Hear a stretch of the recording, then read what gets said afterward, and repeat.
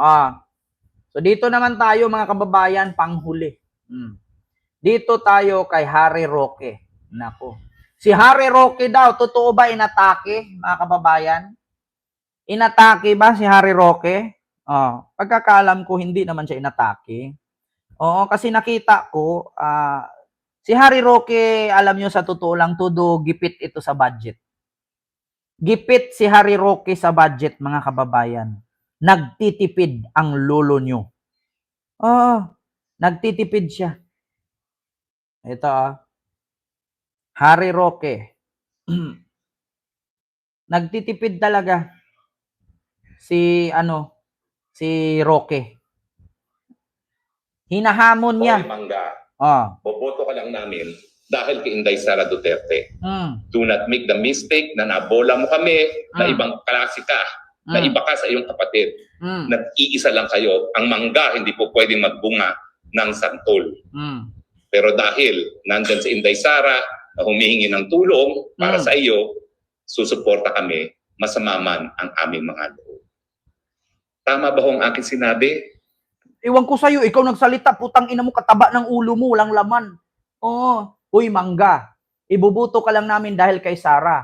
Pero kahit ano mang mangyari, ang Mangga hindi mamunga ng santol. Pero si Harry Roque mahilig sa saba at santol. Kaya, So ngayon mga kababayan, ito pa. Ang inaasahan sa amin nga. Hinahamon ni Harry Roque si Senator Amy Marcos na magsalita na daw na adik si BBM. Kasi napaka-imposible naman daw na hindi aminin ni Senator Amy Marcos na adik si BBM. Ikapatid niya yun. Para daw paniwalaan siya ng mga DDS, sabihin daw ni Amy na adik si BBM. Pero bago ko po ipakita sa inyo mga kababayan, ang payat na po ni Roque. Tignan nyo, para siyang sinampal ng poke. Parang tawag doon yung tampal poke. Wala na. Law-law na ang mukha ni Roque.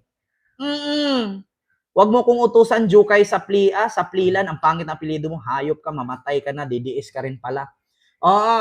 Wag mo ko sabihan na malaki confidential fund. Kung malaki pala confidential fund nila, ba't hindi nyo ipa-impeach si BBM? Kasuhan nyo sa ombudsman. Kaya, ayan si Harry Roque. Payat na. Wala ng pera. Gus-gusin na. Tignan nyo, yung mga damit niya na o-order na lang sa Shein. Dati, hindi nagsusuot yan kung hindi Fred Perry. Fred Perry, Lacoste. Ngayon, ang damit niya, Shein. Wala na, payat na, tabingi na baba. Actually, totoo naman po talaga na stroke siya. Pero hindi nangiwi. Yung mata niya ang bumigay. Wala na, di na nagpapagupit. Wala nang panahon. Kasi bakit? Mas piliin pa nga ni Harry Roque magstay sa kapihan ng buong gabi.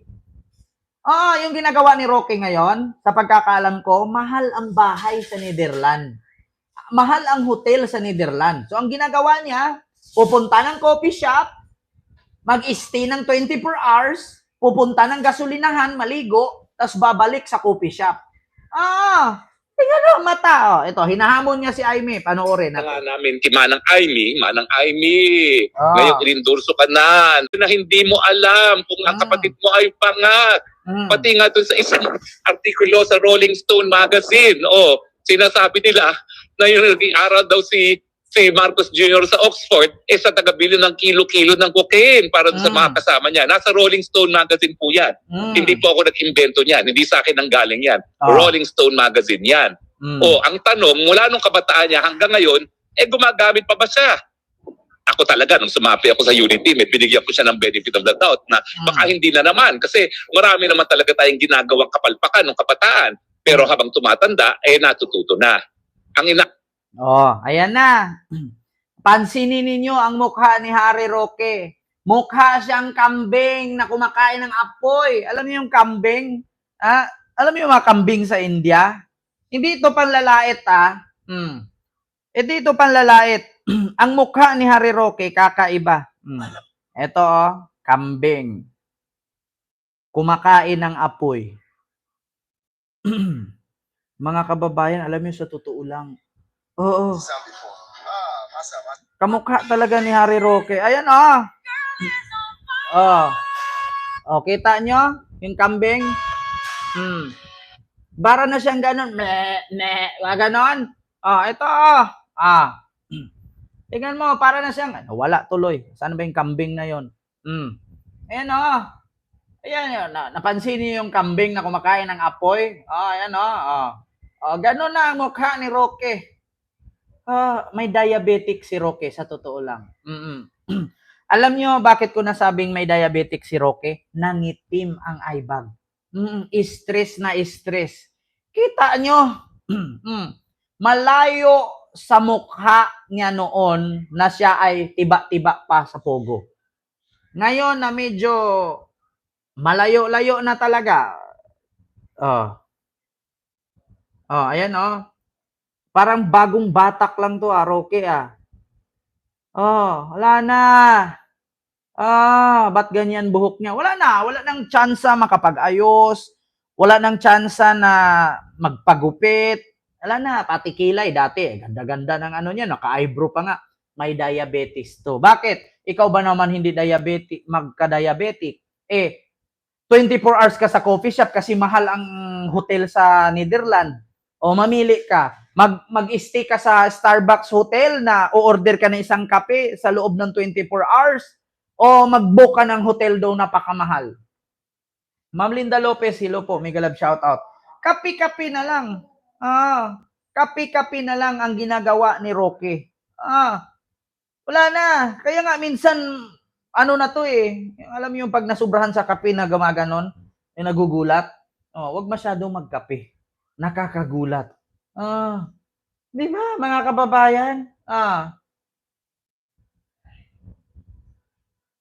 Diyos ko, ako nagsabi sa inyo mga kababayan, ito ang resulta ng pagdami ng nainom na kape. Ito si Roque, hindi talaga to uuwi ng Pilipinas. Biruin ninyo yung mata na puro na ay bag, wala na talaga. Wa na Roque, paglulo na lang ng sa bagay, hindi, mahirap na to hulihin ng Interpol. Si Roque, mahirap na to arestuhin ng Interpol, mga kababayan. Bakit? Payat na, hindi na makilala. Di ba, mga kababayan? So yun lang, yung ating live. Hindi ko na masyadong habaan mga kababayans. Yung ating live ngayon kasi 1 oras na po tayo. Pero bago tayo mag-end ng live, meron muna akong ipapanood sa inyo. Tulungan natin si Amy Marcos. Tulungan natin si Amy na iboto siya. Ito tulungan natin si Amy. Tulungan natin si Amy para manalo. Ito na. Mga kababayan. Itim ngayon ang kulay ng bansa. Sa confidential fund, ako'y nagpakasasa. Gutom ka sa pera, gutom pa kay Sulaika. Panggigipi ang paborito mong eksena. Marami ang nakalista. Pero sino nga ba sila? Sino si Mary Grace Piatos? Shoota. Itim ang kanyang monay. Bulok na mangga. Itim ang kulay ng mata ni Sherry na may black eye. Itim ang lakas ng iyong tama. Ang gaba, dili magsaba. Iba to, si Senator Amy Marcos sa West Philippine Sea.